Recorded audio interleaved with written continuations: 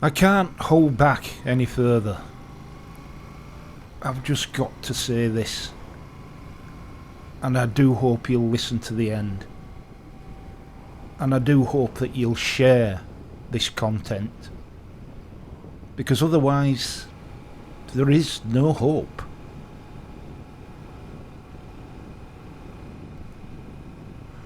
In a recent video, I talked about how we are often expected to believe one set of things just because we believe another. That the establishment likes to group our beliefs into convenient categories such as left, right and centre. I said that that sort of compartmentalisation has no place in the modern world, and that one can have a set of beliefs which reside across different traditional groupings without being in any way contradictory. Well, what I am about to tell you constitutes not only a dire warning about our future freedoms, but also a perfect example of a belief system for the 21st century, and the vital importance of avoiding being labelled by anybody. I never cease to be amazed by the number of half-baked yet sinister ideas coming out of both national and local government. Even when I first embarked upon my police career back in the 1980s, I was convinced that we had way too many laws than we needed. Legislation has a habit of duplicating its efforts across various statutes and even some aspects of common law. It has always struck me as wholly inefficient and unnecessarily confusing for those charged with enforcing it.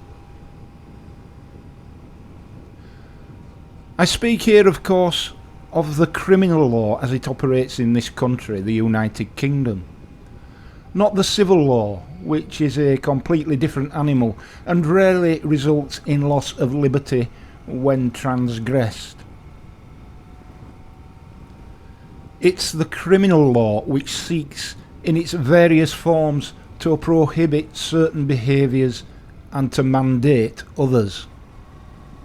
In both cases, historically, the objective has been to maintain peace and order in society. Few would argue with those motives, least of all me. However, over the last 20 years or so, I have become increasingly concerned, if not alarmed, over the seemingly insidious creep of legislation designed to exert extreme levels of control over the population. There is a clear threshold which, when crossed, marks a departure from the need to maintain peace, safety and good order, and a dangerous overreach into the badlands of authoritarianism. This overreach is now to be found in all walks of life. Laws forbidding the expression of beliefs, laws mandating ludicrous levels of health and safety compliance, laws protecting self-defined identity whilst demanding recognition and respect from others whose beliefs might be very different, laws preventing peaceful protest if the government doesn't like the agenda in question, laws limiting freedom of movement, laws dictating what transport you can use and where and when you can go. The number of recently passed laws which are public order or protest related is very telling indeed. After all, the last resort of a population in the face of unreasonable conduct by its government is protest. There is a long tradition of protest in this country, many of which have brought about significant positive changes for society as a whole. Whether it's the poll tax protests of 1990 which put pay to the poll tax, or the Stop the War campaign in 2003, which didn't stop the invasion of Iraq and the killing of 1 million civilians, but did lay bare the lies told to us by government at the time, we can see how legitimate protest can hold government in check and temper its more rapacious ambitions. Of course, when such protests are hijacked by extremists pursuing different agendas, disorder and criminality result, and the police end up stuck in the middle, battled, bruised, and generally unappreciated. But there have always been sufficient laws to deal with all aspects of disorder, whether arising out of protest or other events. The Public Order Act of 1986 is a very comprehensive package of offences and powers of arrest, together with a suite of sentencing powers available for the judiciary to employ upon conviction. Nothing more has ever been needed.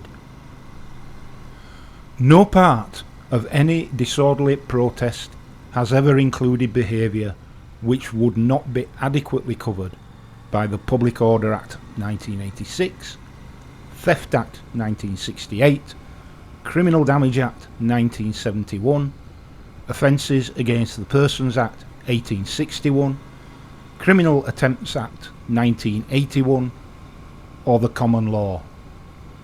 It's all there if policing and investigation duties are professionally discharged.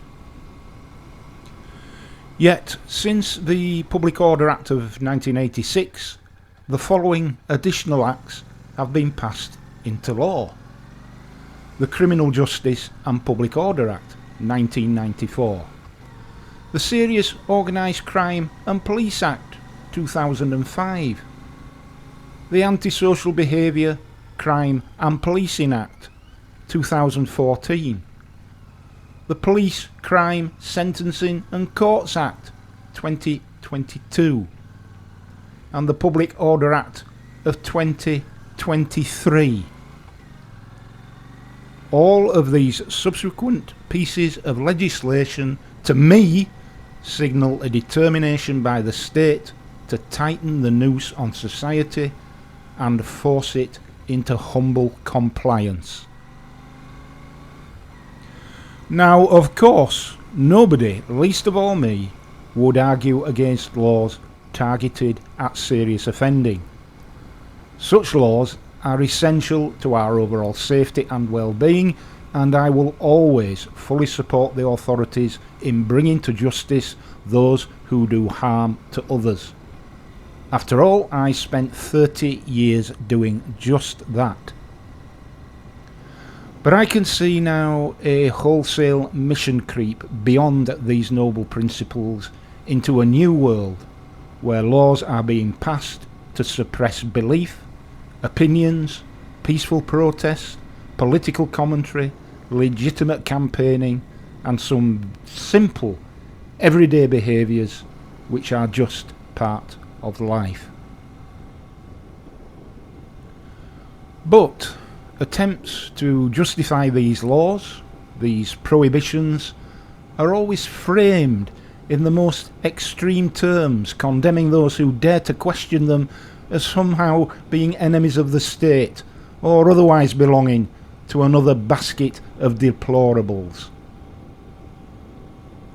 We only need to consider those of us who have had the temerity to question the proportionality of drastically reducing speed limits on many of our roads, who question the wisdom and fairness of forever increasing automated speed detection measures being deployed up and down the land as an alternative to proper policing. Yes, if we dare to question these things, we are unworthy people with no regard for road safety, indifferent to death and injury, without moral standing, dangerously selfish, and thereby to be condemned out of hand before our case is even heard.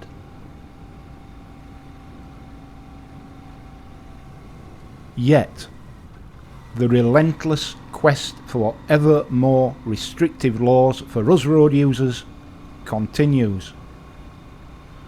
Whilst local authorities, such as North Yorkshire County Council and others, fall over themselves to slash speed limits on long, wide open, uninhabited country roads, national government is currently looking to overhaul road safety legislation.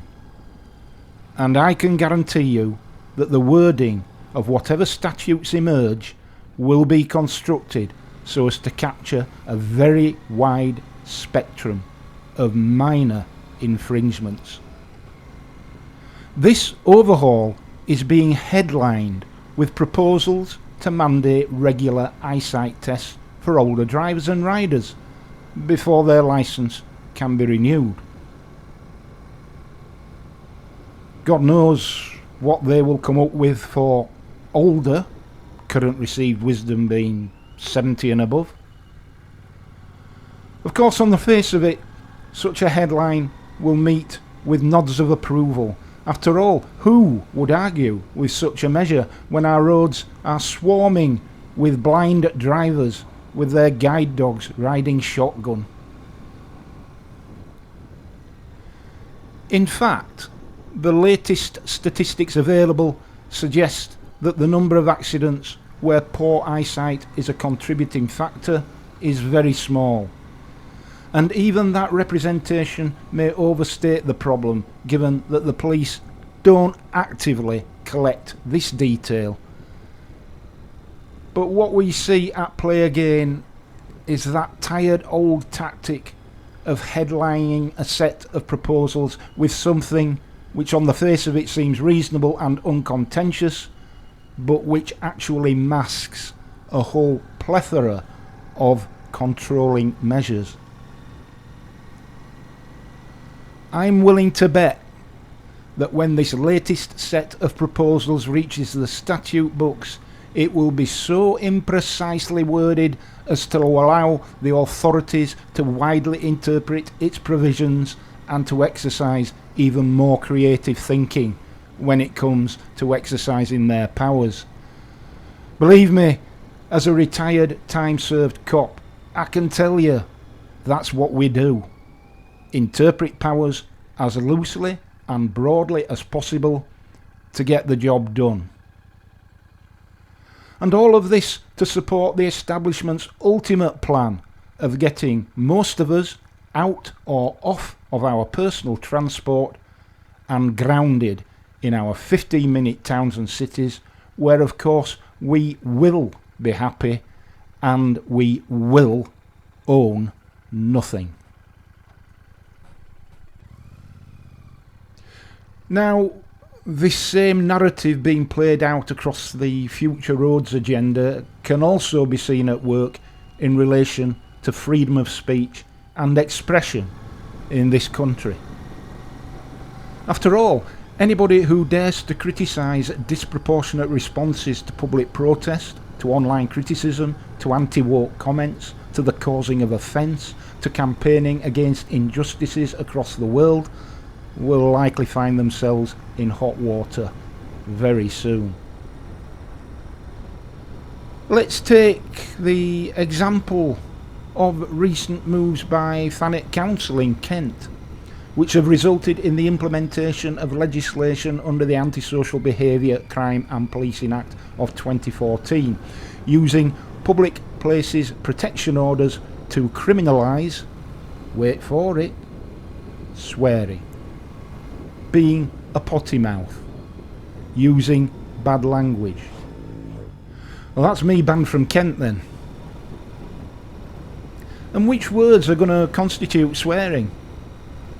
Well, nobody knows, so best to stay quiet in places like that. Say nothing. There goes free speech then. I know how these things work with these people. If these moves are not resisted, they will crop up right across the country, and the next time you tell somebody to piss off, you'll be risking a criminal conviction.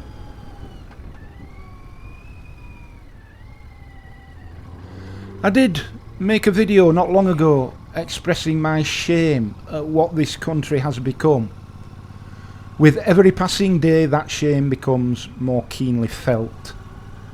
I hear now with despair that many countries are giving cautionary advice to any of their citizens planning to travel to the United Kingdom.